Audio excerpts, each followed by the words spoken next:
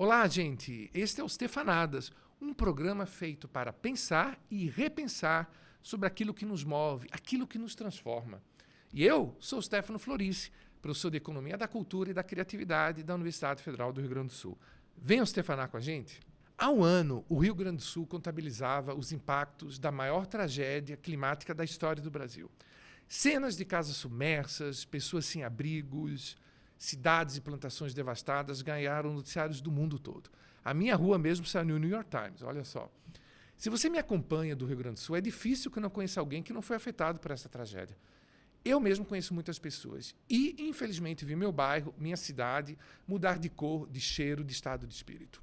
Recentemente, em junho deste ano, novas chuvas assolaram o estado e, outra vez, deixaram milhares de pessoas desalojadas e aquele senso de medo aqui em Porto Alegre e no Rio Grande do Sul inteiro. A sensação de que esse pesadelo pode acontecer de novo desperta assombro, indignação e, é claro, acima de tudo, muitas dúvidas.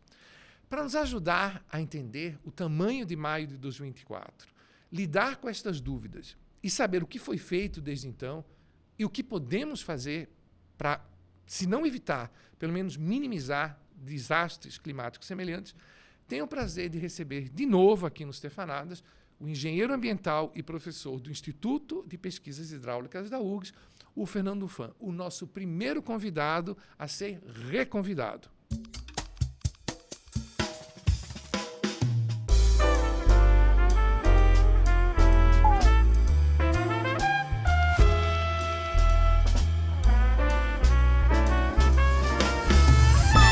Fernando, querido, então, muito bom te ter de volta aqui. Você é o primeiro convidado a vir pela segunda vez aos Stefanados, momento histórico hoje, aqui com o Fernando. Muito obrigado por estar aqui, Stefanando, mais uma vez com a gente. Praticamente um ano depois, né, Fernando? Foi em agosto do ano passado que a gente conversou e agora a gente está conversando 11 meses depois. Numa semana, a gente está falando aqui no final de junho, especificamente hoje é 1º de julho, num período, né, nos últimos 10 dias, o Guaíba meio que assustou um pouco de novo as pessoas, né? Uhum. Então, deixa eu começar te perguntando assim, Fernando. Nesse ano, o que é que mudou? Me conta esse ano, como foi esse ano? O que é que mudou de lá para cá? Digamos assim, o pano de fundo que a gente tem da cheia de 2024 em relação a hoje, mudou alguma coisa ou o pano de fundo é igual? Bom, primeiro eu agradecer, Stefano, o convite de estar aqui de novo, né? É um prazer, né? Estrear, né? A segunda vinda, né? Depois eu vou guardar a terceira e daí eu vou pedir uma música na abertura do programa. Então, bom, vamos agora para a pergunta, né? Então, assim, o que mudou? Mas o que mudou especificamente, assim, da minha vida ou da hidrologia da bacia do Guaíba? Eu gostei da primeira parte, vamos começar com a sua vida. Tá, então tá. Não, porque para mim não mudou muita coisa. Seguimos, né, fazendo a mesma coisa que fazíamos antes. Só aproveitar, gente, bem rápido. Eu me lembro, Fernando, que você falou, quando a gente teve a última conversa, que quando ele perguntou aquela questão da como tornar o mundo mais amoroso. Lembra que você tinha falado sobre a sociedade se preocupar mais com as crianças? Sim. Como é? Você tem um filho, né? Isso. Como é que ele está? Tá tudo bem, tudo certo. Tá um ano mais velho, né? Então, um ano mais velho, né? Um ano maior também. Qual a idade dele? Crescendo forte, esperto. Um ano. Desculpa. Não. Passou um ano, agora tem 4 anos de vida. Né? 4 anos, a idade do meu afilhado mais velho, uma idade maravilhosa. Né? Muito bom. Ele já tem ideia do que o papai dele faz? Sim, ele sabe que o pai é engenheiro. Esses dias ele viu o pai na televisão, ele achou engraçado. E a gente tem, né, o dia da família no colégio que ele estuda, né? E daí eu levei. É o colégio? Ele estuda num coleginho pequeno de bairro que se chama Carrossel. E daí tem o dia da família, né? Daí eu levei alguns equipamentos que a gente usa no trabalho, veio o drone, daí eles acharam o máximo. Uau! Né? E o papai famoso, né? O Fernando vive na televisão, no YouTube.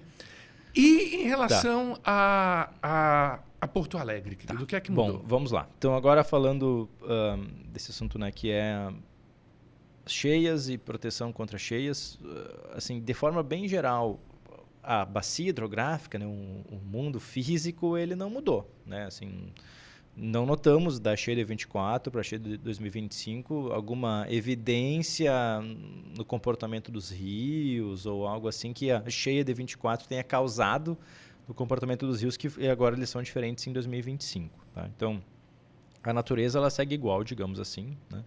Uma curiosidade, querido, desculpe. No que é que eles poderiam estar diferentes? Bom, talvez a grande questão que todo mundo está falando hoje em dia sobre isso é os rios estão todos assoreados, né? Os Essa é rios uma estão pergunta mais que me rasos. fazem constantemente, Fernando. E, bom, a verdade é que não temos nenhuma evidência nos estudos que a gente está fazendo que exista de fato um assoreamento generalizado, por exemplo, no Guaíba ou algum outro rio. A gente tem expectativa, inclusive, de alguns dados levantados que existam zonas de erosão no Guaíba, onde o sedimento foi levado embora. Eventualmente, esse sedimento ele foi levantado pela força da água e foi jogado um pouco para cima das ilhas. Então, isso mostra, né, aquilo que a gente enxerga de alguma ilha ter areia em cima ou ter sido alargada, porque o sedimento foi escavado do fundo e jogado para cima, digamos assim, pelo fluxo da força da água. E mesma coisa, muitos rios do interior, tem zonas de escavação, algumas zonas de deposição, comportamento normal dos rios, então nenhum tipo assim de assoreamento generalizado. Né? Ótimo. O pessoal imagina talvez, não, agora vai encher muito mais rápido, vai encher 1 metro mais rápido, mas vou comparar a cheia de 25 com as outras 3 grandes cheias que obtiveram resultado similar de Guaíba elevado nos últimos 3 anos, que é setembro de 23, novembro de 23 e maio de 24. Tá? Certo. Em maio de 24, a chuva média no Guaíba foi de 650 milímetros, né, da bacia hidrográfica que drena para o Guaíba. Então, bastante alto esse valor. Tá? Novembro de 23, que o Guaíba subiu ali para os 3,50 metros e pouco, se eu não me engano, a chuva média no Guaíba foi mais perto dos 300 milímetros, foi 280 e alguma coisa milímetros chovendo em cima da bacia hidrográfica do Guaíba. Tá? Então já foi assim, quase metade do que maio. Né? Maio subiu a 5,37. E aí finalmente a gente pega setembro de 23 e agora junho de 25, são 2 cheias bem parecidas, produzidas por chuvas da ordem de 250 milímetros, e as duas fizeram o Guaíba subir para mais ou menos 3 metros. Então não existe assim, nenhuma modificação que a cheia de 24 tenha causado, assim, que assoreou todo o Guaíba, que agora em 25 subiu muito mais. Né?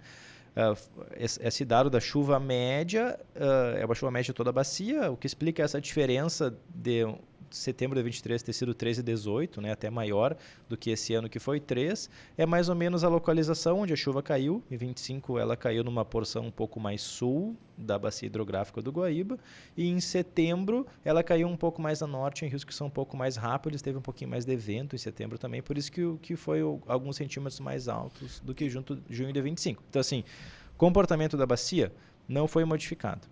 Em 24, mais uma evidência aí que a gente tem, né, de não ter nenhum tipo de assoreamento generalizado, 24 fizemos previsões para o Guaíba todos os dias, né, durante a cheia, 3 dias antes da cheia a gente já falou, o Guaíba vai subir acima de 5 metros, depois o repique, toda aquela função, com uma precisão bastante boa, assim, na ordem do centímetro, decímetro, a precisão das previsões. Tá?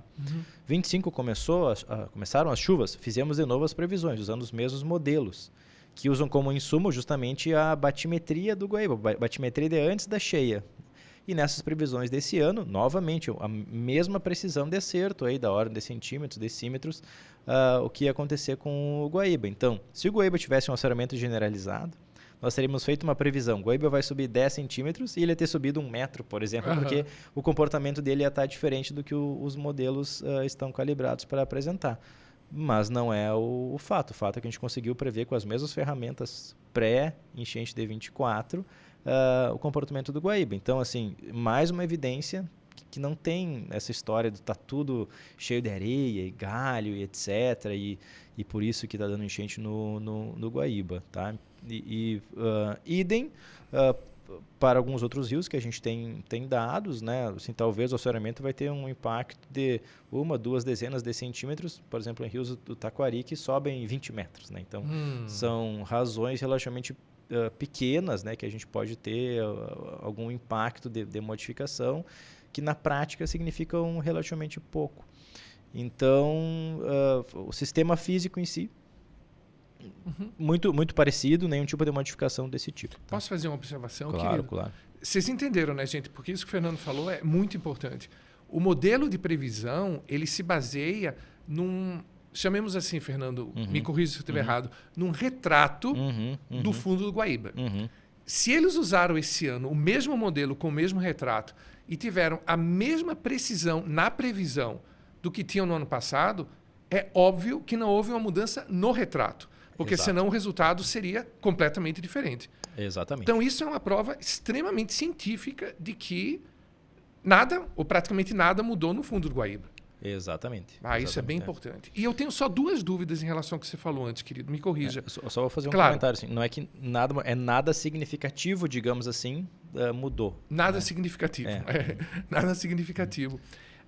Esse ano chegou a um pouco mais do que 3, né? Foi 3,39, uma coisa assim. Bom, vamos lá para essa questão que é interessante. E só uma bobagemzinha para complementar. Você comparou setembro de 2023 e novembro de 2023, mas não houve uma mudança da medição? Me corrija se eu estiver errado. É justamente aí que vem essa função, perfeito. Tá?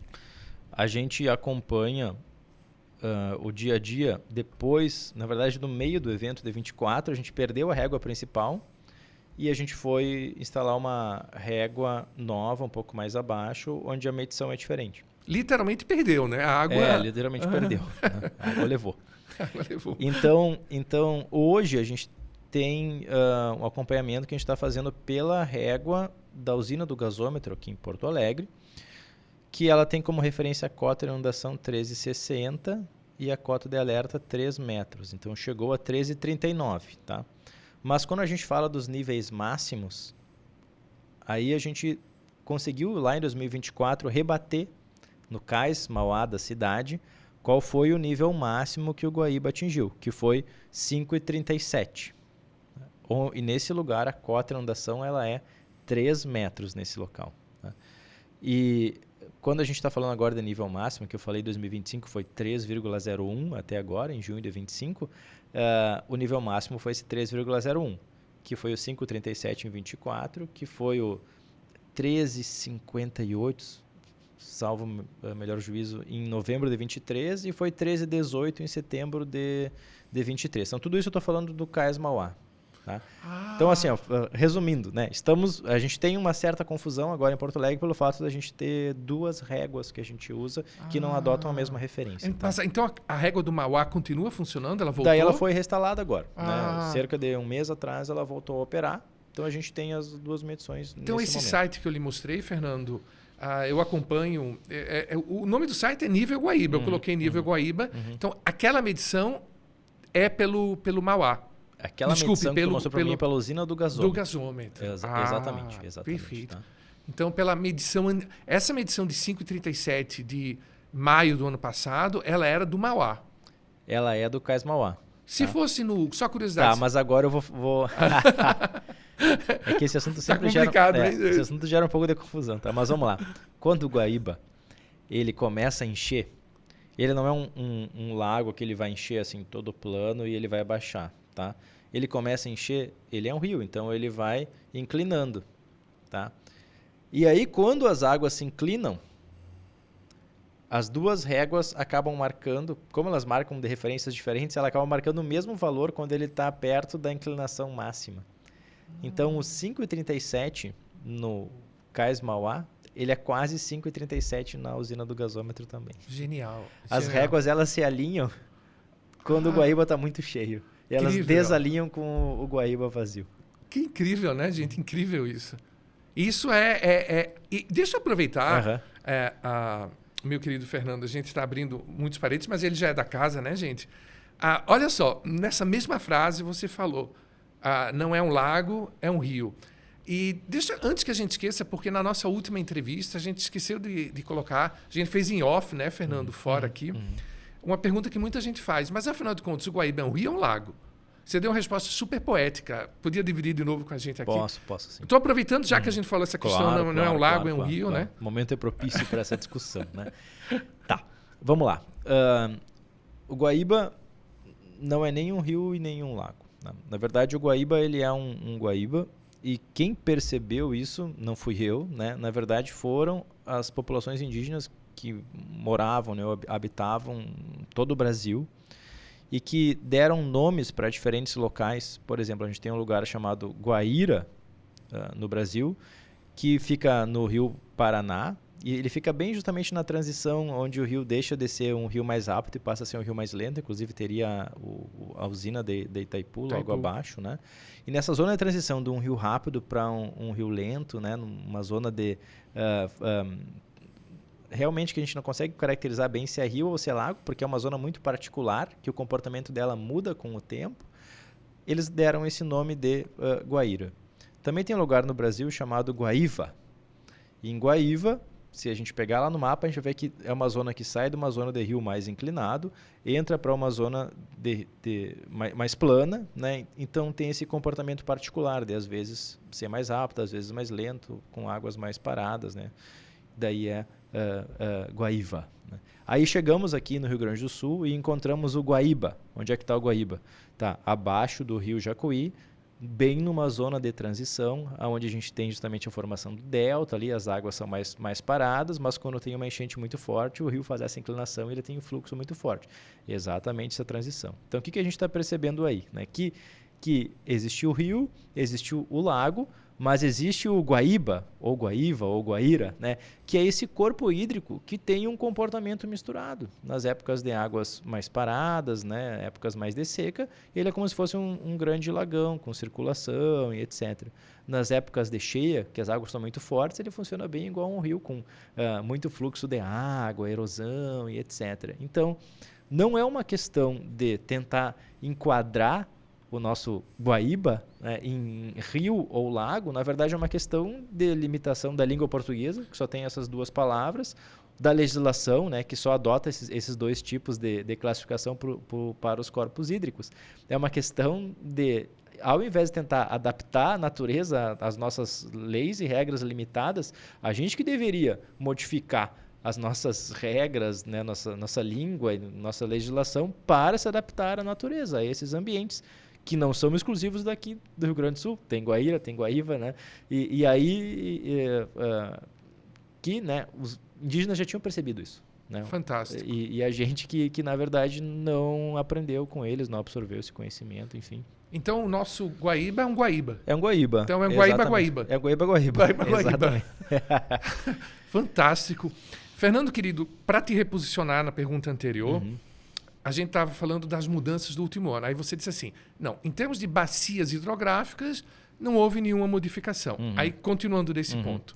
Beleza. Bom, e daí agora tem que ver o quanto a gente tem se adaptado, né, a nós, sociedade, como a gente tem criado a resiliência a esses impactos, essas cheias, que são pontos dados, digamos assim, pela mudança climática.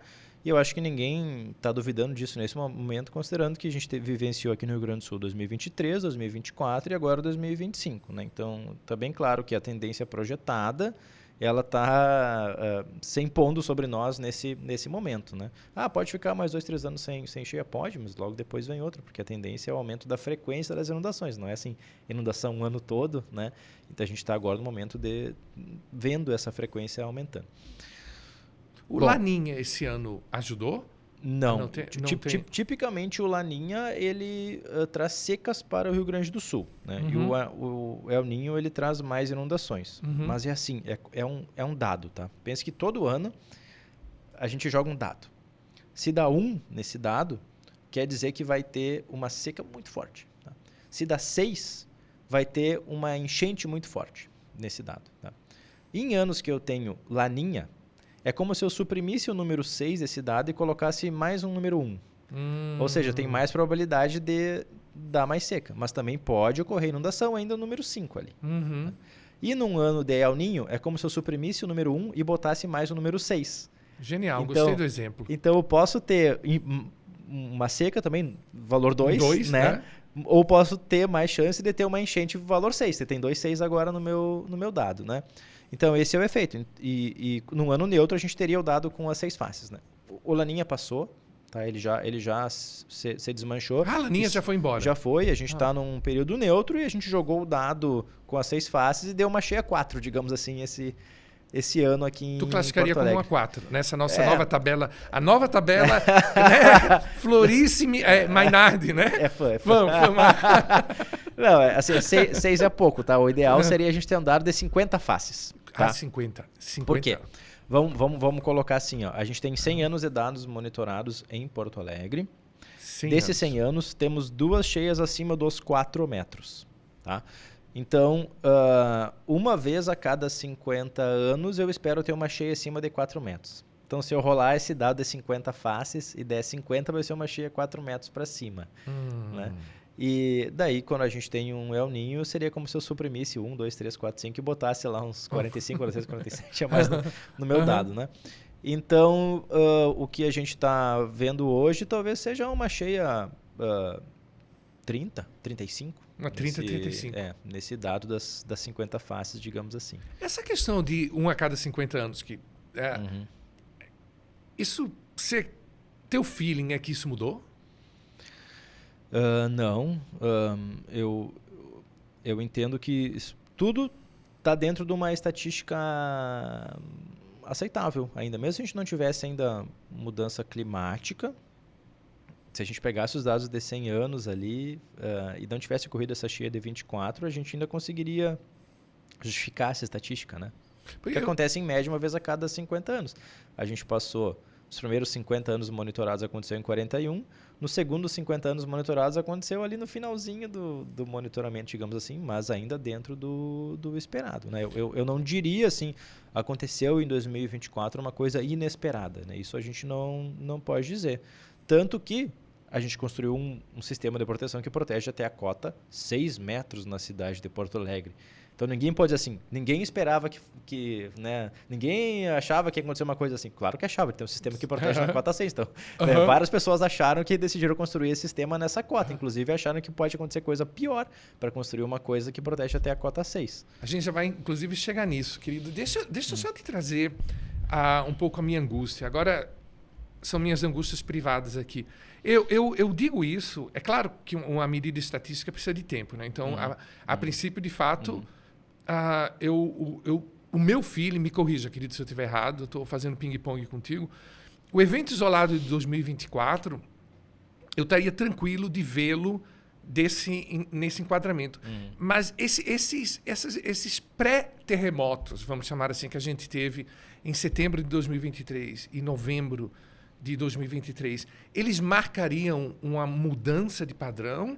Ou eles são pré-terremotos que antes de 41 também a gente observou, teve alguma menor cheia antes de 41, lá, sei lá, em 40 ou em 39? Então, basicamente o que eu estou querendo dizer, o que aconteceu no final de 2023 faz parte do pacotão do que aconteceu em 2024 ou é uma tendência de uma repetição mais constante dessas cheias um pouco mais violentas? Bom, vamos lá, Stefano. Existiram cheias no passado que foram fortes igual a essa. Isso ensejou, inclusive, a própria construção do sistema de proteção de Porto Alegre. Então, começando um pouquinho antes de 41, depois de 41 a grande cheia, depois a gente teve mais umas 2 cheias nas décadas seguintes, que nos fizeram ali pela década de 60, 70, falar assim, não, temos que construir um sistema de proteção. E isso foi colocado em pé, né, nos anos 1972, se eu não me engano, foi quando mais ou menos terminou a construção do sistema de proteção. Aí a gente passou um longo período sem ocorrência de cheias, e agora a gente está vendo as cheias ocorrerem novamente. Em 2015 aconteceu uma cheia, né, em Porto Alegre, que foi quando tentaram fechar as comportas depois de muitos anos e descobriram que várias não fechavam. E, né, teve que ter todo um arranjo para elas voltarem a fechar, ainda bem, né, porque senão 23 podia ter sido pior. E aí acontece em 23, 24 e 25. Então, assim, eu acho que o aprendizado ele é mais agora de que aconteceu em 23, não significa que ano que vem não vai ter. Né? Então, se tu resolve se candidatar para prefeito, por exemplo, agora, tá, Stefano? E aí no teu primeiro ano de mandato dá uma cheia. Não quer dizer que tu vai falar assim, Isso foi muito azar, mas agora nos próximos 3 com certeza não vai acontecer, né? E aí Até tu senta para relaxar. Até porque eu vou dizer, foi o Fernando que disse que não vai... Então assim, o aprendizado um evento forte pode acontecer num ano e no outro ano pode acontecer um pior, né? E no outro ano um pouquinho menos pior, mas pode acontecer vários eventos encadeados, né? Esse é o aprendizado mais importante, né? Mas isso não é novidade, então. Esse raciocínio valeria também para os anos 60, quando teve uma lá, né? Valeria, tá? O que a gente tá agora, né? E aí eu não posso dar certeza para ti, mas muito provável vivenciando uma transição relacionada à mudança climática que vai talvez inverter essa curva, né? Mas aí a gente tem pouco tempo para mim dizer para ti assim, olha, eu vou pegar essa série de dados e dividir ela em 3 períodos de 50 anos para mim ter uma análise estatística mais adequada e dizer que não, realmente os últimos 50 anos eles foram bem mais úmidos, né? Então, assim, a gente, pelas projeções de mudança climática, tá? Essa curva vai agora passar a ser mais frequente, tá? Mas a gente não tem o número exato do quão mais frequente virou, porque a gente não tem ainda o acontecimento dos eventos. E talvez nem tenha virado ainda? Pode ser que esses eventos de 2003 para cá ainda sejam dentro daquele padrão pré... Pode ser, né? Não quer dizer que já seja efeito climático, né? Isso. Talvez daqui a 30 anos a gente vai olhar para a série e vai falar assim, o ano da virada foi aqui, 2015, talvez, né? Talvez foi 2023, talvez a década que iniciou em 2020 foi a década que marcou a grande virada dessas estatísticas. Então, assim, a gente está num momento agora da história... vivendo a história. A gente está vivendo a história, né? E a gente já tem dados para dizer que está mais úmido o Rio Grande do Sul, mais chuva nos últimos 10 anos, assim, ou ainda é cedo para ter uma ideia? A gente tem uma pesquisa bem interessante feita por colegas da Universidade Federal de Santa Catarina. O que eles pegaram? Eles pegaram os dados dos últimos 30 anos, não iniciando exatamente de hoje, porque o trabalho já tem alguns anos que foi publicado, né? Mas dos últimos 30 anos, e eles analisaram todo o Brasil. E eles plotaram num mapa de calor com cores mais vermelhas, onde as cheias estariam diminuindo, e cores mais azuis, onde as cheias estariam aumentando. E a zona bem marcada em azul no mapa é todo o sul do Brasil. Então, todo o sul. Então, segundo eles, existe uma tendência de aumento das cheias já observada, estatisticamente, nas séries do sul do Brasil. E isso pode ainda piorar, ou já seria indício também da mudança climática. Então, mas no caso, aumento das chuvas, não necessariamente das cheias. Das né? cheias, esse trabalho especificamente das cheias. Das cheias, né? Exatamente. E deixa eu te fazer mais uma pergunta em relação a essa questão de números. É uma curiosidade completamente de um morador da Rua dos Andradas, né? Desculpa se eu for um pouco egoísta agora, mas eu estou autocentrando lá no centro histórico. Quando eu olho, por exemplo, aquele aplicativo que eu te mostrei, que é o do CAIS, é do gasômetro, não do CAIS Mauá, que a linha de inundação é 3,60, né? Para a água, por exemplo, o ano passado a água chegou na Andradas e tal.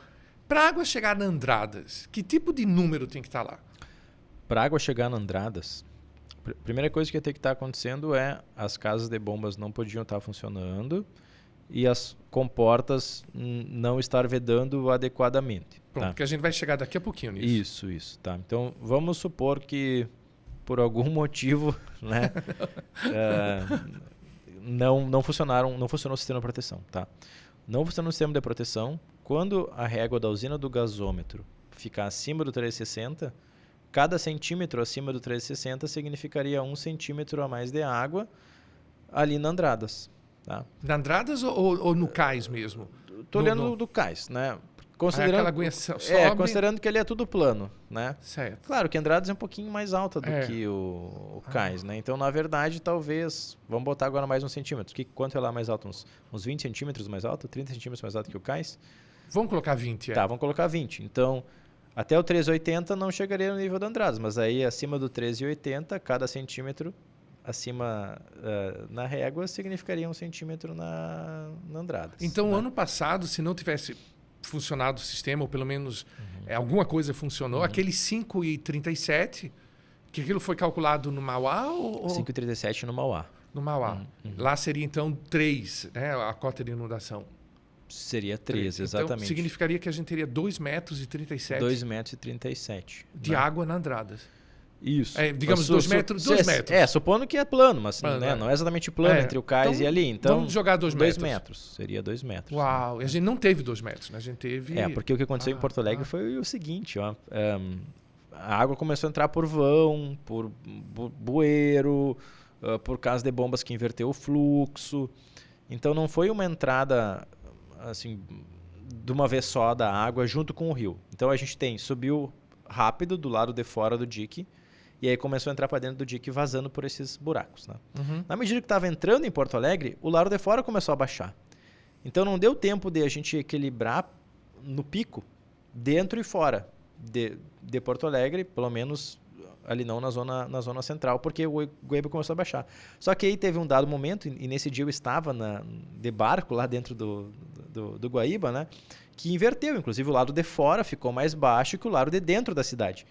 Porque justamente por esses vãos, etc., que a água começou a sair, quando inverteu o fluxo. E daí foi o dia que o pessoal foi lá e derrubou uma comporta do Guaíba para a água vazar mais rápido e esvaziar a cidade mais rápido, né? Porque ela estava voltando justamente por vão, cano, bueiro, etc. Então, isso era previsível? Assim, porque a gente não pode dizer assim, o sistema de proteção não ajudou nada. Na verdade, ele ajudou, ele funcionou como um sistema de retardo da cheia. Senão quem teve ali algumas horas ou um dia para conseguir sair, remover suas coisas, ia ter tido quase nada de tempo. Quase nada. Né? Mas ele só retardou ou ele evitou que a água subisse mais? Então como ele não equalizou no pico, porque o Guaíba teve um pico e daí logo ele começou a descer. Então provavelmente ele também evitou que a água subisse um pouco mais. Ótimo, né? ótimo. Nesse ponto. Exatamente o quanto ele equalizou, quanto chegou, eu não vou saber te dizer agora, Stefano. Mas existe possibilidade de a gente levantar esse valor, porque a gente tem as marcas de cheia pela cidade. Então a gente sabe ali, né, onde sujou, onde a água chegou. A gente sabe o 5,37, então a gente poderia até fazer essa comparação, né, e ver o quanto ele evitou, digamos assim, né, ao retardar as águas e ter inundado um pouquinho mais o centro da cidade. E falando então nesse sistema de proteção, Fernando, que isso é uma angústia minha e de praticamente todo mundo que mora em Porto Alegre, né, principalmente nas regiões alagáveis, dentro daquilo que você pode nos dizer, né, do seu conhecimento, o sistema melhorou? Foi feito alguma coisa nesse último ano de correções? Claro, não melhorar no sentido que se fez nada novo, que eu não acredito nem que daria tempo, né, em um ano. Mas, assim, correções, vazamentos, bombas não funcionando, coisas assim que pareciam mais pontuais. Houve uma dedicação a isso? Houve uma melhora? O detalhe, né, eu não vou conseguir responder dessa pergunta, né? A gente deveria talvez pegar com o DEMAI, né, exatamente o que eles fizeram, mas o que a gente tem visto assim, de notícias e acompanhando e participando de discussões, né? A questão dos geradores, que foi uma questão importante, que as casas de bombas elas eram alimentadas pela rede elétrica comum. Quando a rede é desligada porque começa a inundar, não funcionava mais a casa de bombas e acelerava a inundação. Então, pelo que a gente viu, todas as casas de bombas têm geradores. Tinha bombas que não estavam funcionando, todas agora foram colocadas para operar. A gente tem algumas áreas de diques de Porto Alegre que o dique estava fragilizado ou que o dique rompeu. Eles foram reconstituídos. Então, assim, teve já melhoras que a gente identificou assim, de notícias, de conversas, de participação em debates. Então, eu não esperaria esse ano que a gente tivesse, por exemplo, na casa de bombas que teve o refluxo, ali perto dos quartéis, no centro da cidade, que ali fosse ter esse mesmo problema. Eu acho que foi uma das primeiras coisas que a gente viu notícias do pessoal atacando esse problema. Então, teve já alguns reparos. Agora, em linhas gerais... Mas só ficando nos reparos, só para estressar, já são duas coisas super importantes, essas duas primeiras. Todas as bombas agora com geradores, né? Ou pelo menos a maioria com geradores. Isso é uma tremenda diferença. Né? E as que não estavam funcionando foram consertadas. Mas basicamente seria isso, né? Sim. E quanto aos diques, que seria o terceiro ponto, não tem uma história no dique do Sarandi? Tem.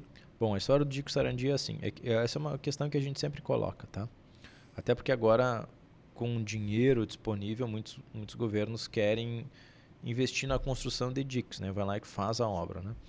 Mas quando tu contrata um dique, né? Quando constrói um dique, não é, eu fui lá construir o dique e agora posso fazer outras coisas da minha vida. Não, tu está contratando um serviço eternamente junto, que é o gerenciamento daquele dique, que é a gestão daquele dique. Tá, mas como assim tu vai falar para mim? É só um dique ali, não, né? Deixa ele lá, não mexe nele, tá tudo bem. Mas não é bem assim, tá? Um dique é uma obra de engenharia grande, né?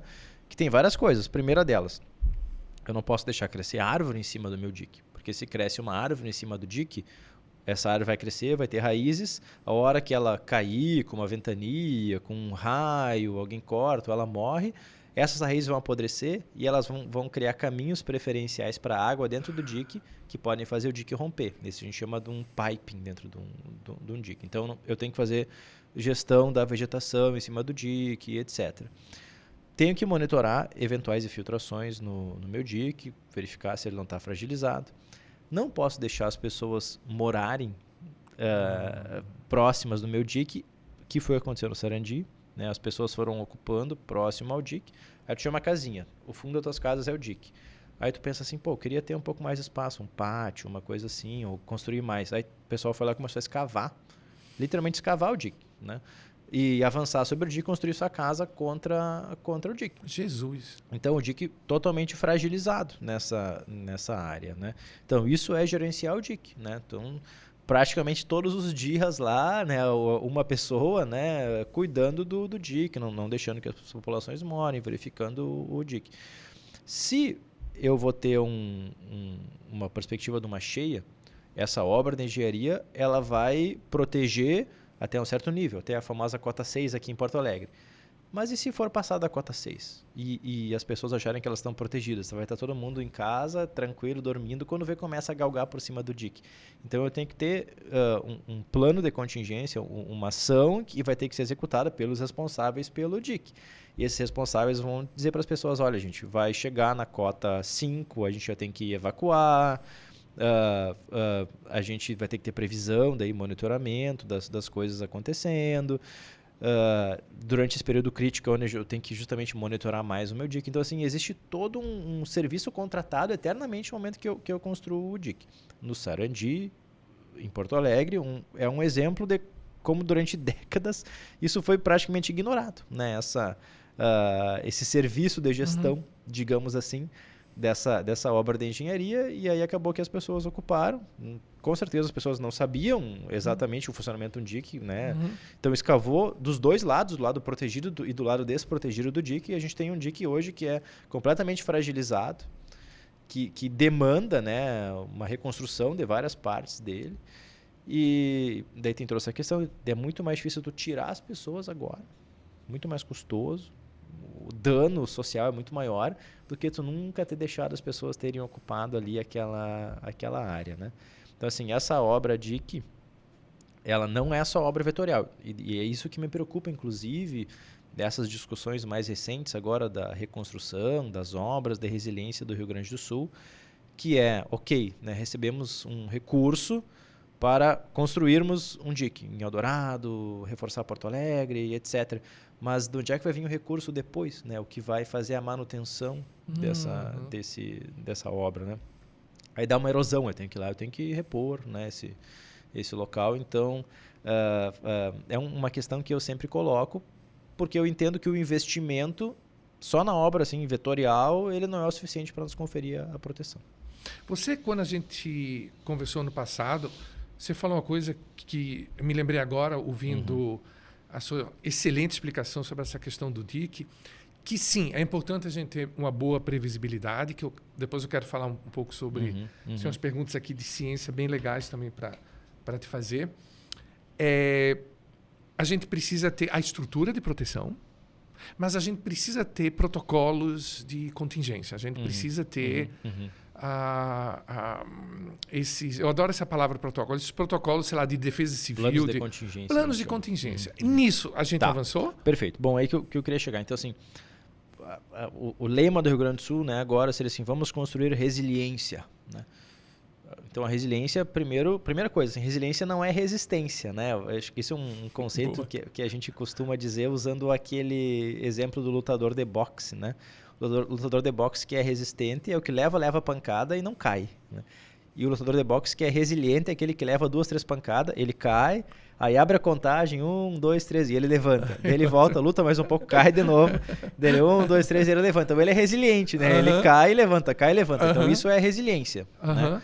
Até porque construir a resistência, que seria a obra de proteção e etc., é limitada, né? A gente não consegue fazer uma obra gigante que vai proteger todo o Rio Grande do Sul. Então, o que é resiliência, então, gente? A resiliência a base dela é a gente ter pessoas, instituições que são responsáveis por isso, né? Aquelas pessoas que a gente pode contar para resolver esse problema e cuidar desse problema na sociedade, né? A título de exemplo, no Reino Unido, a gente tem lá o setor de previsão de inundações do Reino Unido, tem 12 pessoas fazendo previsão de inundação dos rios. Está lá os números no site deles. O Reino Unido é 80% da área do Rio Grande do Sul. No Rio Grande do Sul, a gente tem, por exemplo, uma sala de situação que faz previsões, onde trabalham 2 hidrólogos fazendo a previsão da inundação. Então, eles são menores que a gente e tem muito mais gente trabalhando, né? Então, a gente tem que reforçar com equipes qualificadas, etc., os responsáveis por isso. Esses 2 hidrólogos são formados na URGS? Um deles da URGS e outro de Pelotas. Ah, né? Perfeito. Então, a camada básica são as pessoas e instituições. Em cima disso, as pessoas precisam dos insumos para trabalhar. Então, elas vão precisar dos dados, né? Topografia, batimetria, sensores que monitoram chuva, vazão, etc. Então, as 2 camadas em cima da pirâmide são essas camadas dos dados, né? Em cima disso, aí a gente tem os sistemas de previsão, para a gente poder alertar as pessoas quando que vai acontecer a inundação, aonde que ela vai acontecer, quanto tempo a gente tem, né, e etc. Em cima disso, na nossa pirâmide, aí a gente tem o que a gente chama de medidas não estruturais. Tá? As medidas não estruturais, elas são o zoneamento, porque daí eu posso pegar os dados das inundações, os dados que eu tenho dos mapas da topografia, por exemplo, e dizer quais são as áreas que inundam mais, com que frequência elas inundam, qual é o perigo que eu tenho de ocupar ali. Então, qual seria, por exemplo, num plano diretor de uma cidade, qual a cota que eu não posso ocupar. Né? Isso a gente já tem algumas cotas, por exemplo, no Vale do Taquari, do Rio Grande do Sul, tem algumas cidades que tem uma cota limite a partir de abaixo da qual eu não posso mais ocupar. Então, idealmente, eu deveria ter isso para todas as cidades, né? No meu planejamento urbano, eu ter o zonamento de áreas que são mais perigosas de eu habitar, e não deixar as pessoas ocuparem ali, ou pelo menos não ocuparem com infraestrutura que elas podem perder tudo, inclusive a vida. Né? Se eu vou ocupar com um parque, de repente, ok, eu posso ocupar. E os planos de contingência. Né, que é o que fazer numa situação de inundação.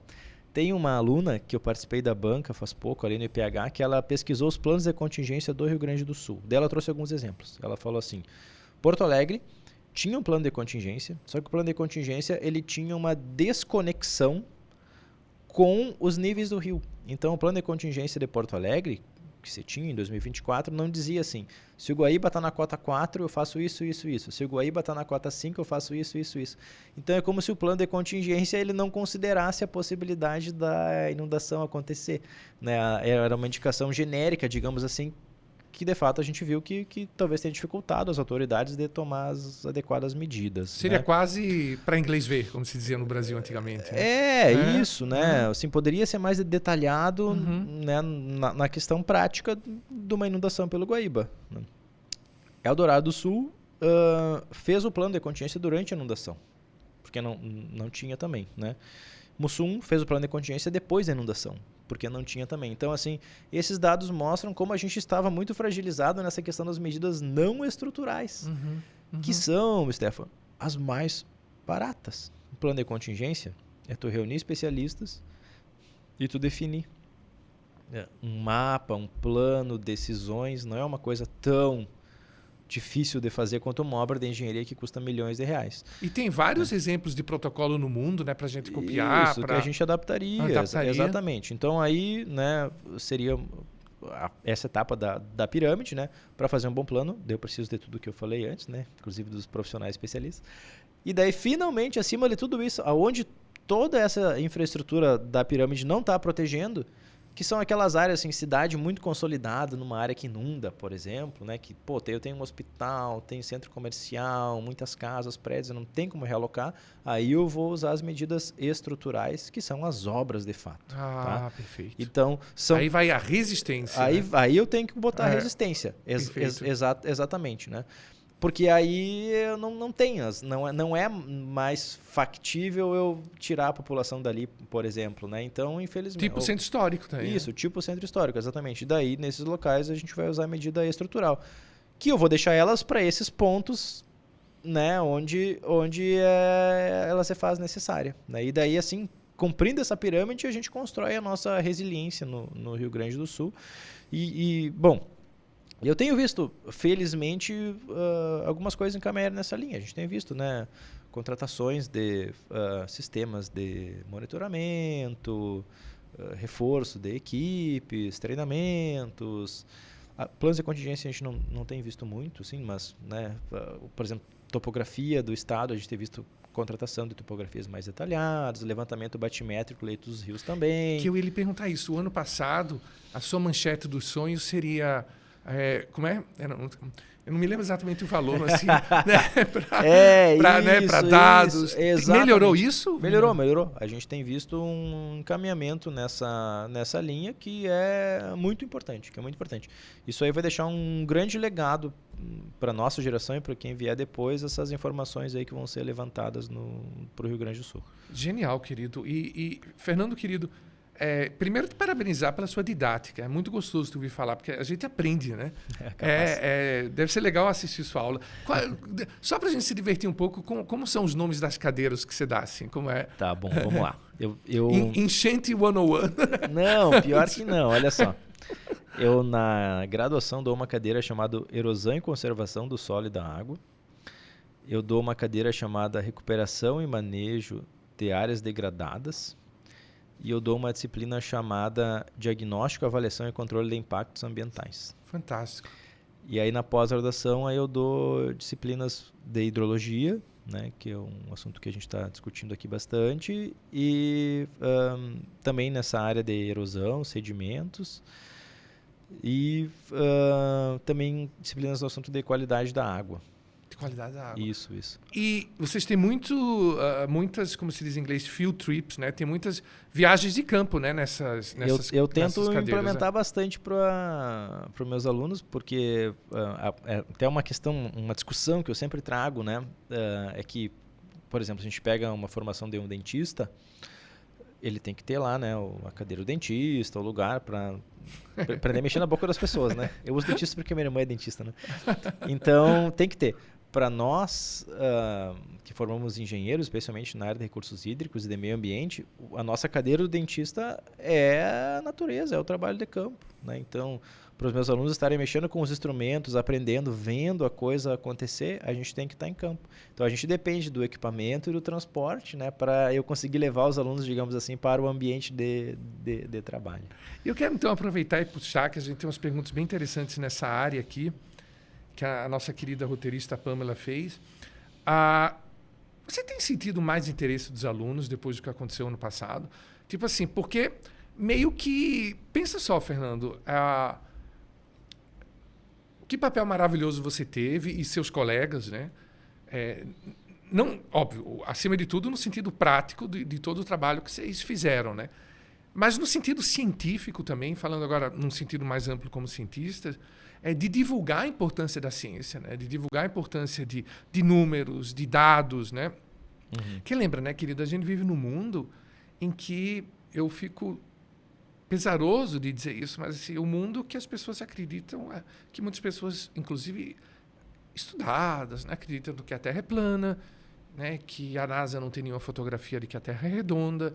Quer dizer, sério, às vezes eu fico pensando assim, né, de onde é que vem isso, né? Então, assim, essas demonstrações, como essa coisa fantástica, eu adoro modelos, né? Essa coisa dos modelos conseguirem prever de forma precisa, né? Assim, vocês fizeram um trabalho maravilhoso primeiro, de mostrar como a ciência é importante e como a ciência ela dá resultados, e no sentido talvez um pouquinho mais, eu não sei exatamente qual a palavra usar, um sentido mais ameno, uma deliciosa propaganda, no bom sentido, do curso de hidrologia, né? Sim. Aumentou o interesse das pessoas. Como é que foi o vestibular esse ano? Bom, sabe, Stefano, isso foi uma das minhas decepções, né?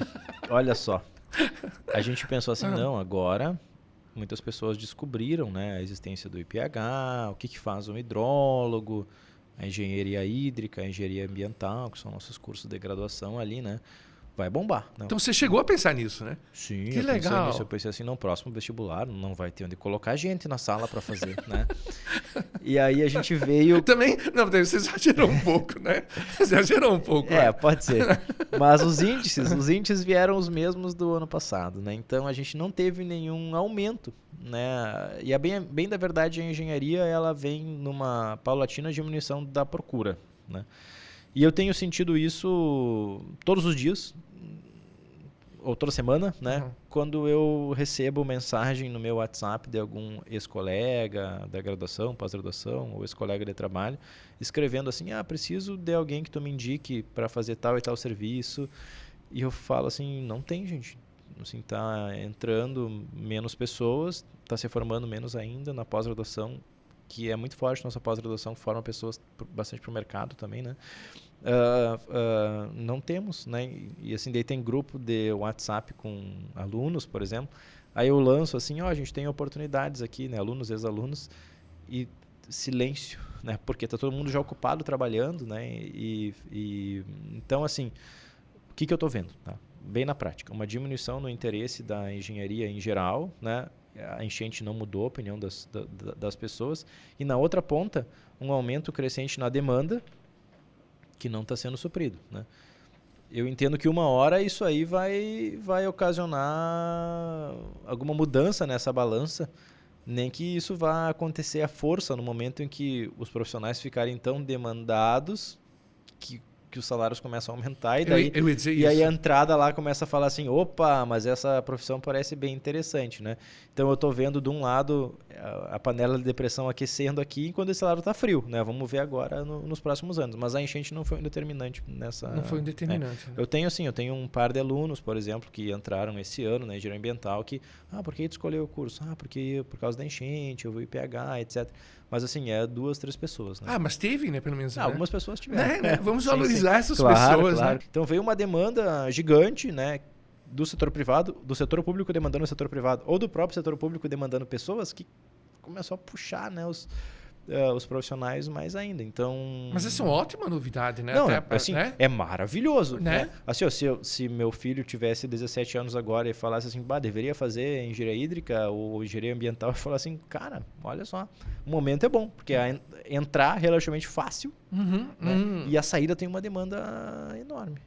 Inclusive essas empresas privadas de consultoria ambiental, né? Minha irmã mesmo trabalha numa empresa assim. Ela não é engenheira, né? Ela é planejadora urbana.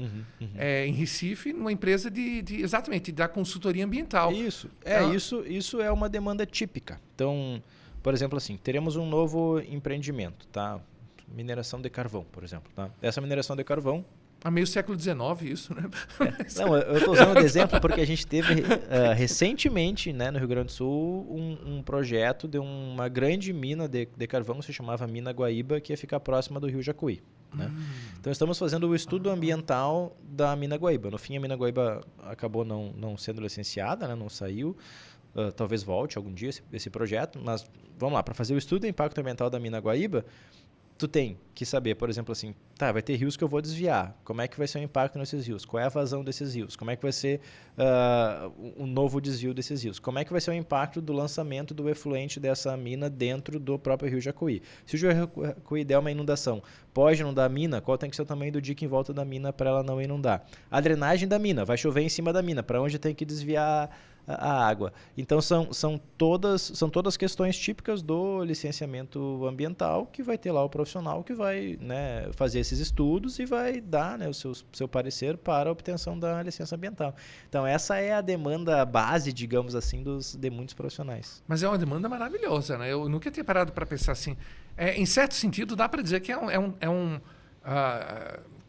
não sei até que ponto a revolução da inteligência artificial também vai mexer com tudo isso, sim, né? Sim. Mas é um emprego que tem uma característica meio que sólida no futuro, né? Porque a gente está lidando com questões climáticas que vão exigir esse tipo de preocupação, né? E quando tu faz um empreendimento, o órgão ambiental não vai fazer assim, ó. Tá, pode minerar, né? Tá aqui a licença, daqui a 30 anos, quando fechar a mina, a gente conversa. Não, né? Ele vai dar para ti uma licença que vai ter uma duração, que a gente chama de licença de operação, ter 4 a 10 anos de duração, e durante esse período vai ter ali o que a gente chama de condicionantes, que é assim, a cada ano tem que entregar para mim um relatório do monitoramento da qualidade da água, um relatório da medição dos níveis dos rios que vocês desviaram, etc.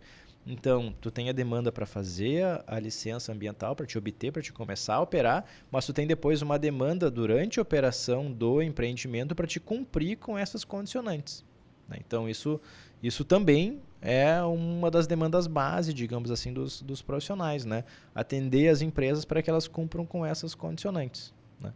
E para a gente, enquanto sociedade, isso é maravilhoso. Por quê? Porque quer dizer que alguém está cuidando o que a empresa está fazendo ali, né? E as águas não ficando poluídas, né? E os rios não estão ficando assoreados, etc., né? Por causa da operação da empresa. Isso, em certo sentido, lembra um pouco o que você falou antes da questão dos diques, né? Como o acompanhamento, o gerenciamento, a manutenção dos protocolos é fundamental. Exatamente, né? Exatamente. Fernando, querido, ainda um pouco dentro da questão da universidade, ampliando a ideia agora, não só do atrativo do curso para os alunos, mas para a sociedade de um modo geral. Você sentiu que depois de tudo que aconteceu em 2024, com essa super exposição que vocês tiveram e que, por consequência, a URGS também teve, mudou alguma coisa? Eu sei que é uma pergunta que pode parecer um pouco romântica, mas o Stefanades é meio romântico. Assim. Houve uma mudança na percepção da sociedade, através sei lá, de entidades, pessoas, a imprensa ou o poder público buscarem mais o IDH, né? Não, como é? O IPH. Desculpe, o IPH. E complementando, lembra que você falou ano passado, quando eu lhe perguntei da questão de como a sociedade tende um pouco, às vezes, a subvalorizar a importância e todo o patrimônio que as universidades públicas têm, né? Eu, en passant, outro dia descobri que o único laboratório na América Latina de datação de carbono 14 de última geração está na Universidade Federal Fluminense. Quer dizer, se a gente junta o patrimônio que as universidades federais têm, é imenso. Né? Claro. E você olhou um pouco também o problema pelo nosso lado, que a gente tem uma burocracia muito complexa, etc. e tal. Esse conjunto de coisas, esse trato da relação sociedade e universidade, você sentiu alguma mudança depois? Eu senti, Stefano, eu acho que a gente passou a ser mais consultado, né, em relação a esses assuntos que a gente trabalha na área de recursos hídricos. Né? Então, é como se assim, a gente sempre trabalhou nesse assunto e a gente até estava olhando assim, documentos antigos do IPH, a gente foi olhar os não tão antigos, por exemplo, tinha em 2020 uma carta do IPH falando assim, olha gente, melhor não derrubar o muro da Mauá se não tiver uma alternativa que vai dar a mesma proteção, né? Senão a gente é contra.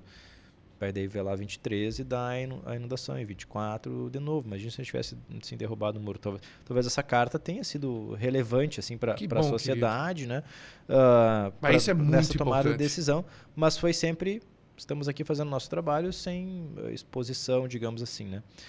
Aí agora, depois da cheia, acabou que ganhou uma certa mais exposição e o IPH acaba sendo chamado mais para falar de alguns assuntos, né? Seja na imprensa ou seja uma consulta mais governamental, ganhando assim um pouco mais de projeção. Isso eu não posso negar que houve. Que bom. Tá?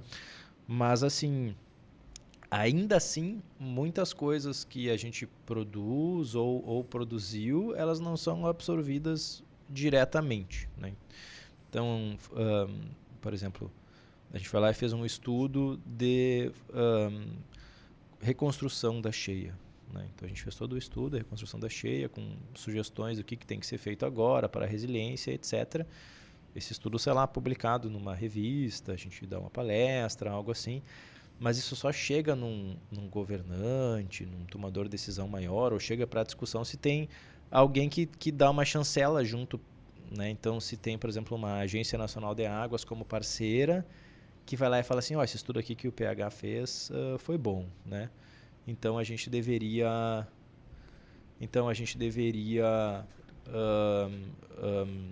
seguir aqui o que eles estão falando, né? E isso aconteceu mais de uma vez, assim, de uma necessidade de uma certa chancela ou ter uma outra instituição junto para o trabalho ser levado em maior consideração, né? O que isso me deixou um pouquinho surpreso, né? Assim, eu entendo perfeitamente que às vezes vários cientistas de grupos diferentes vão publicar trabalhos e daí tu não trabalha com isso, né, Stefano? Tu por exemplo, assim, tu fala para mim, procura um trabalho de economia sobre um assunto, talvez eu fosse achar um de uma revista ruim, né, e ia dizer, não, tá aqui, ó, a prova, né, e sei lá, de repente era um trabalho foi feito pelo ChatGPT, né, então assim, eu entendo então que um tomador de decisão que não é especialista não vai saber filtrar, né, um trabalho que é bom e que ele vai consultar, né, uma validação externa ou algo assim, né? Só que o me causou um pouco surpresa é que como o IPH teve assim muita acurácia, muita informação que o IPH forneceu, eu não achei que a gente precisaria de tantas validações externas do pós-enchente, né? Eu achei que ia ser mais assim, não, o IPH falou, a gente realmente confia nessa informação. Mas não foi bem não é bem o que está acontecendo agora, tá? Geralmente tudo que a gente produz e fala ainda depende de validações Mas essas validações, externas, né? Você fala não validações científicas, validações... Não validações científicas, validações científicas. Tá, vamos levar isso aqui em consideração, né? Ou você considerar um exercício acadêmico que não levaremos adiante, né? Bom, então essa assim é o que eu tenho observado, né? Assim, teve assim mais demanda, mais visibilidade, mas quando a coisa chega ali na decisão técnica, só o que a gente produziu, entregou, ainda é trazido junto, né? Outros validadores para ok, não, realmente vamos lá. Eu estou pensando, sabe, Fernando, nesse mundo Trump que a gente vive, né? Eu acho que isso é um pouco no mundo inteiro, sabe? A validação das coisas alfa, assim, sabe? Tem que ter sempre um alfa, né? Para validar. Acho que isso não é um problema só nosso, sabe? Eu digo isso numa boa, assim, para a gente até ficar tranquilo que, claro, né, que não é uma... E, querido, só fechando essa questão da ciência, eu tenho uma pergunta científica, universitária, não é científica, acadêmica. E a relação com as instituições no exterior? Aumentou? Como é que foi? Porque meio que repercutiu no mundo, né? Sim. Né? A minha rua saiu até no New York Times, olha que chique. Né? Sim. Vocês tiveram mais contato? Como é que foi assim? Bom, nessa perspectiva a gente sempre foi muito internacionalizado ali no IPH, né? Eu fiz doutorado sanduíche fora. Você fez aonde, querido? Eu fiz na Alemanha. Aonde? Né? Eu fiz numa cidade chamada Essen, na Alemanha. Essen era um grande centro. No Vale do Ruhr, né? No Vale do Ruhr. Era um grande centro de aço, né? Aço, carvão. Né? A cidade de Essen, toda a região que eu morei, foi destruída pela Segunda Guerra. Sim, né? Era base industrial da nazista. Então ela foi uma cidade reconstruída. Eu morava numa cidade que tudo era novinho, assim, reconstruído. Né? Era um lugar que ainda tinha aquela questão de acharam uma bomba numa área que estão reconstruindo, não dá. Né? Isso ainda aconteceu em 2014, quando eu morei lá. Né? Então, assim, claro. Então, voltando ao assunto, a gente sempre foi muito internacionalizado. Assim, então, o que aconteceu foi, por exemplo, as previsões que a gente fazia, né, com cenários, etc. No mundo científico existe uma discussão que é como fazer a população, a defesa civil, os tomadores de decisão entenderem que uma previsão para o futuro ela tem uma incerteza. Por isso a gente tem que fazer mais de um cenário, né? E isso é uma discussão assim da ciência hidrológica, né? Como a gente melhorar a comunicação de previsões com incerteza. E aí no momento que saiu num jornal nacional, uma coisa assim, uma previsão, né, do que vai acontecer com Guaíba, eu mandei para os colegas de grupo de WhatsApp, pesquisadores do mundo inteiro, né? Falando assim, aqui as nossas... Esse tem WhatsApp, eu já vi, que é o WhatsApp ele é a nossa ferramenta. Aqui a previsão que a gente fez saiu na televisão, né? Aí 2 semanas depois, tava uma colega numa conferência sobre o assunto, né, de comunicação, de previsões, falando, olha, lá o pessoal lá do sul do Brasil, né, conseguiu comunicar muito bem as previsões, etc. Usaram, como a gente discute aqui, né, como é que a gente melhora... Mas, querido, fechando então, eu agora queria... É uma curiosidade minha, está completamente fora aqui do nosso script, mas eu sempre fui fascinado por rios, né? Eu não te falei isso da outra vez, mas estou te falando agora. Eu gosto da ideia de água, de um modo geral, né? Assim, Fernando, porque eu acho que isso vai dar uma tirada boa para o programa, bem legal. Conta um pouco para a gente, assim, o total de água que existe no planeta. Eu estaria errado, me corrige. Algo como 97% está nos oceanos, alguma coisa assim. E água salgada que em certo sentido, com todo respeito pelos oceanos, não serve, entre aspas, para a gente. Né? 97% da água do planeta. Né? Quanto está congelado? Tem uma parte de água doce... os outros 3%... 2% congelado e 1% a gente usa, né? Então eu acertei o 97%. Isso. Viu, gente? Olha, 97% está nos oceanos. Dos 3% que são água doce, 2% estão congelados. E 1% é o que está disponível. Mas agora eu vou quebrar esse mito de uma maneira que... assim, a gente fala que a gente não usa água do oceano, tá? Mas eu vou dizer para ti que a gente usa água do oceano o tempo todo. De onde é que vem a chuva que cai no Rio Grande do Sul? Vamos lá. Claro. O oceano, o planeta está girando, tá? Não. Tá, o planeta está girando. Não sei. O planeta redondo está girando, né? Inclusive, isso é uma evidência que o planeta está girando. Quando o planeta gira, né, se ele está girando assim, ele vai empurrar o ar. Pensa que tem ar em volta do planeta. Se ele está girando, ele vai empurrar o ar no centro dessa esfera nesse sentido, né? O planeta gira para cá, ele vai empurrar o ar para cá, porque ele está girando assim, né? Esse ar, então, que está sendo empurrado pelo giro do planeta, ele vai passar por cima dos oceanos e a água que está evaporando nos oceanos vai ser coletada por esse ar. A gente está lá em cima, em cima do Equador agora, tá? Coletada por esse ar. Daí a Amazônia está transpirando também, as árvores estão transpirando. Então, esse ar também vai coletar a água da Amazônia. Já coletou bastante água do oceano, vai coletar mais um pouco de água na Amazônia. Aí ele ia cruzar reto e ia embora da volta no planeta, mas ele vai encontrar uma barreira geográfica, são os Andes. Ele vai bater nessa barreira geográfica e ele vai fazer uma curva para baixo. E ele vai costeando os Andes e ele vai vir chover aonde? No sudeste e no sul do Brasil. Então, um pedaço da nossa chuva, inclusive a chuva que caiu em 2024, boa parte dela vem dessa área. Vem lá em cima, lá dos oceanos, em função dos ventos alísios, que são esses ventos, né, que ocorrem em função do giro do planeta, né, para bater lá nos Andes e descer aqui embaixo e chover aqui. Genial. Então, na verdade, a gente está usando a água do oceano, né? Exatamente. A gente está usando ela. Então, assim, não é uma água que está ali indisponível, né? A gente está usando ela o tempo todo, quase todas as vezes que chove aqui. E a outra fonte de chuva é, no Rio Grande do Sul principalmente, as chuvas que vêm das regiões mais frias, das regiões polares, né? Então vem essa massa de ar polar, daí ela vem chegando aqui no Rio Grande do Sul, também lá dos oceanos com umidade, e chove aqui em cima do Rio Grande do Sul. Então, fantástico. A gente está usando a água que a gente está usando agora, nos nossos rios, boa parte dela é a água do oceano que evaporou e choveu aqui em cima. E agora me veio uma questão. Então, exato, como boa parte essa enorme umidade nessa zona de convergência intertropical nos oceanos, né? Que entram no Brasil e se juntam com a evaporação da Amazônia e batem nos Andes. Aquela enorme quantidade de areia, eu não sei se é a palavra certa, que os ventos sopram do Saara, né? Então a gente deve ter, né, uma coisa boa aí do Saara, né? Tem. E tem também, eu não sei se vocês lembram, mas ano passado tivemos um episódio de queimadas no centro do Brasil, e Pantanal, ali, Amazônia, e a gente ficou em Porto Alegre com o céu, que a gente conseguia ver o sol com uma bolinha vermelha.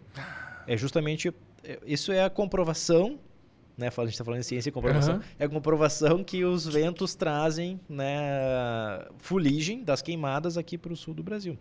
Meu Deus, tem razão. Talvez venha coisa boa, né, de alguns locais, mas também vem muita coisa ruim, né? E teve o vulcão no Chile, lembra, alguns anos atrás, que também afetou um pouco aqui o nosso céu. Exatamente. E bom, só vou fazer uma curiosidade agora para quem está escutando a gente total, né? Abre o Google Earth ou Google Maps, dá um zoom bem grande, assim, que tu veja o Rio Grande do Sul de longe, e aí tu gira o planeta e tu vai ver que na mesma latitude que a gente está, tu vai ter um deserto na África e tu vai ter um deserto na Austrália. No sul da África? Isso, exatamente, exatamente. E tu vai ter um deserto na Austrália, que é quase toda a Austrália. Então, na latitude que a gente vive, o único lugar que é verde é o sul da América do Sul. Os outros dois, eles são desertos. Por quê? Porque não tem uns Andes lá na África para barrar a umidade e fazer chover no sul da África, e não tem uns Andes na Austrália para fazer chover no sul da Austrália. Então, a gente aqui pode viver nesse lugar úmido e gostoso que a gente vive, que é o Rio Grande do Sul, por causa desse acidente geográfico que são os Andes. Olha que coisa incrível, né, gente? Assim, olha, então, vamos agradecer os Andes o tempo todo aqui, né? É isso aí. Meu querido, só para fechar com o nosso tempo corre, fechar aquela curiosidade, então, do 1%. Então, 1% dessa água doce está disponível fora do gelo. Mas, pelo que eu saiba, pelo que eu me lembro de quando eu li sobre isso, a maior parte deste 1% está em aquíferos subterrâneos, do qual a gente tem aqui, se não me engano, o maior do mundo, né? Aqui o do Guarani, o aquífero Guarani. Sim. Não sei se é o maior, mas um dos maiores.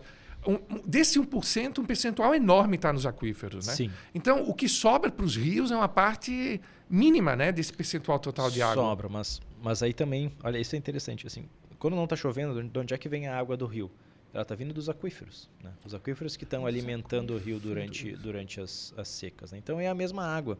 Se a gente, aqui onde a gente está agora, a gente furar um poço, a gente está perto do Arroio Dilúvio em Porto Alegre agora, né? A gente furar um poço, a gente começar a bombear a água desse poço, a gente vai diminuir a vazão do Arroio Dilúvio, porque esse aquífero vai deixar de alimentar o Arroio Dilúvio e essa água não vai chegar ali nele. Então é a mesma água. Então, assim, a água no aquífero não é como se fosse um reservatório fechado que ninguém acessa, exceto quando bombeia. Tá tudo circulando, né? A água do aquífero está lentamente abastecendo os rios, e é isso que mantém os rios perenes durante as épocas de seca, né? Senão teríamos rios intermitentes que secam, né? E o que é que abastece os aquíferos? A chuva. A chuva, né? E aí você fecha o ciclo. E daí o rio vai escoar até o mar, a água vai voltar para o mar e vai fechar o ciclo hidrológico. Genial. Então, os aquíferos, eles são, digamos assim, uma zona em que a água fica armazenada por mais tempo do que o rio, que a água flui mais rápido. Interessante, é como se fosse uma reserva... É como se fosse o capital de giro de uma empresa, né? É, isso aí. O capital de giro de uma empresa. Sim. E, Fernando, só para fechar eu tenho muita curiosidade de perguntar sobre o Amazonas, o Rio Amazonas, né? Nós temos aqui no Brasil o Rio dos Rios, né? Sim. O Amazonas, você teria algum número para dar para a gente ter uma ideia da dimensão incrível desse rio? A água que sai, que eles água no Atlântico, lá na Poroca, a profundidade que ele tem? A título de comparação, né, a vazão do Amazonas é da ordem de 1 milhão de metros cúbicos por segundo, né? Segundo, meu Deus. E a gente está falando aqui no Guaíba, né? Durante a cheia, a gente mediu 30 mil metros cúbicos por segundo. Então é uma vazão que é brutalmente maior, né, do que a vazão do Guaíba, por exemplo, né? E é uma bacia hidrográfica muito maior, são milhões de quilômetros quadrados. Da bacia hidrográfica do Guaíba, a gente está falando de 80 mil quilômetros quadrados. Meu Deus. Então, ela é a maior, né, no mundo. Ela é a maior. Assim, o rei dos rios é o Amazonas, né? Ele é a maior bacia hidrográfica do planeta. Eu me lembro uma vez em Santarém, querido, que eu não conseguia ver o outro lado. É um mar, né? Parece um mar. Né? E ele chega acho que você teria ideia de quão profundo ele chega, no ponto mais profundo? Eu li uma vez alguma coisa como 50 metros. Mas eu...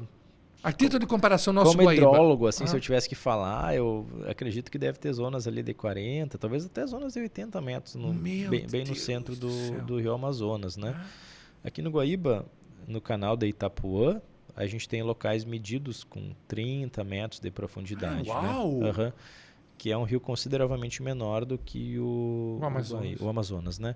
Então, não me espantaria ter essa profundidade lá. Meu querido, então a gente agora chega na reta final. É delicioso conversar com o Fernando. A gente com certeza vai inaugurar a terceira sessão com você também, né? O período da terceira sessão. Vamos torcer aqui para assuntos legais, né? Não tragédias. A gente já fez aquela pergunta para você. Você vai Sim, ser a primeira sim, pessoa que vai ter a chance de responder 2 vezes. 2 vezes. A manchete, como tornar o nosso mundo mais amoroso. O que é que você acrescentaria esse ano, querido? Depois desse ano de experiência na sua vida, com seu filho crescendo. Né? E só um parênteses. Se eu não fizer essa pergunta, a nossa audiência vai me matar.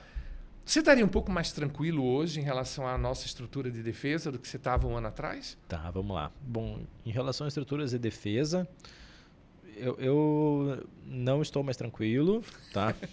Porque entendo... Você vê que a gente é sincero, né? Porque eu entendo que 1 ano é pouco. 1 ano é perfeito. 1 ano é pouco, né? Boa. A gente está falando em projetos de engenharia, licenciamento ambiental, obra, né? 5 anos talvez seja um prazo que a gente deva realmente dizer assim, não, vamos olhar para trás e vamos ver, né, o que aconteceu de fato.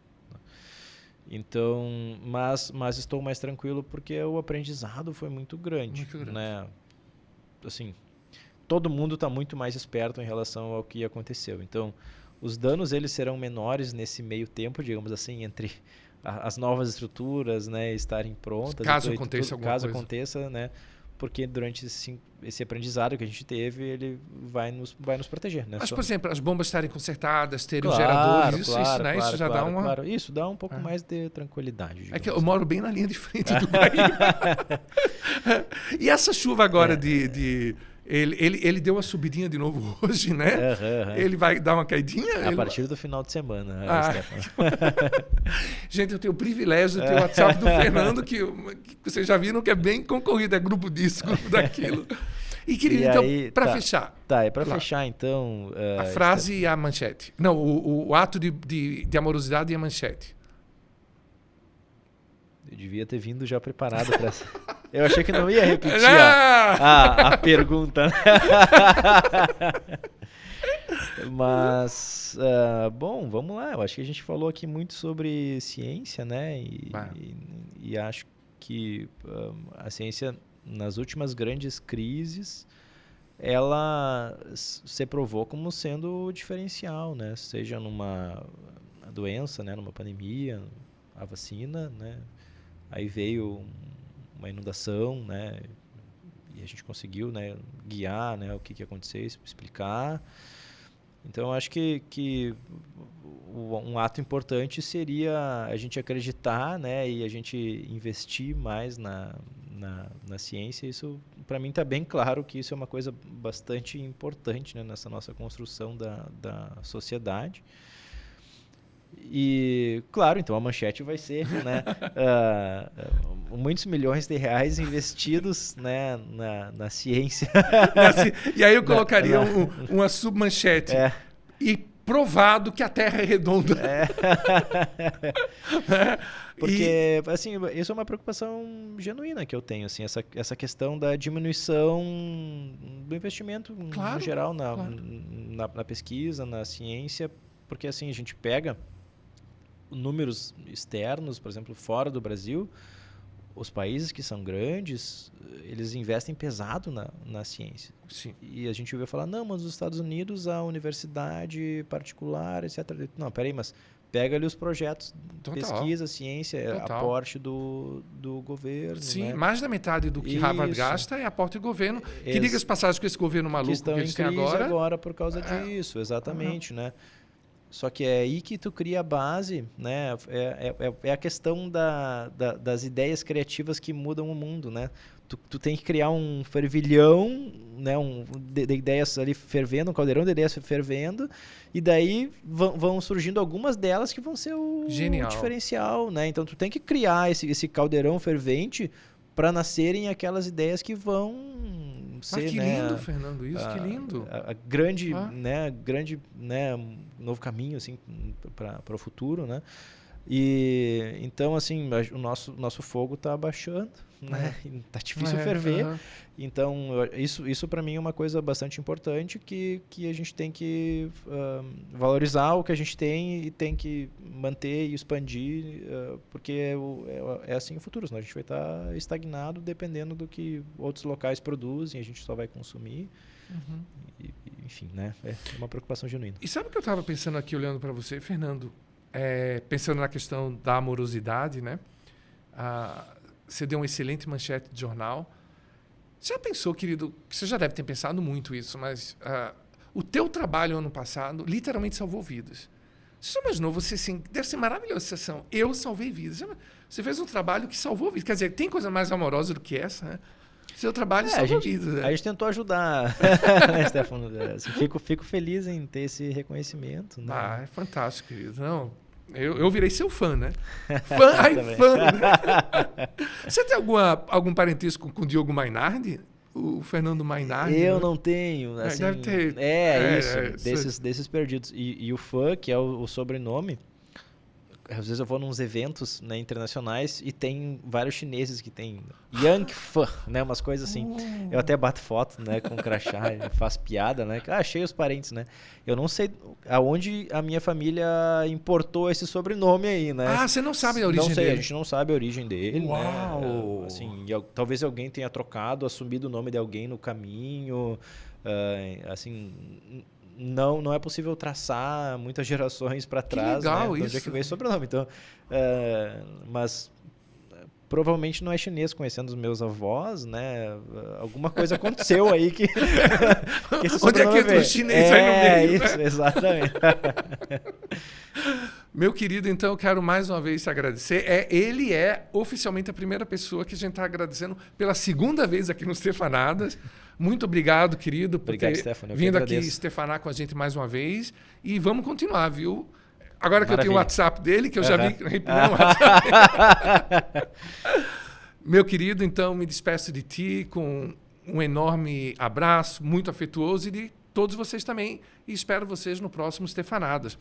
Já vou adiantando, eu não faço muito isso aqui, mas nós vamos ter a próxima entrevista com um professor da URGS, que teve 27 vezes no Polo Sul e 2 vezes no Polo Norte. Então, vamos juntar. A entrevista dele, muito provavelmente, vai sair em sequência da sua.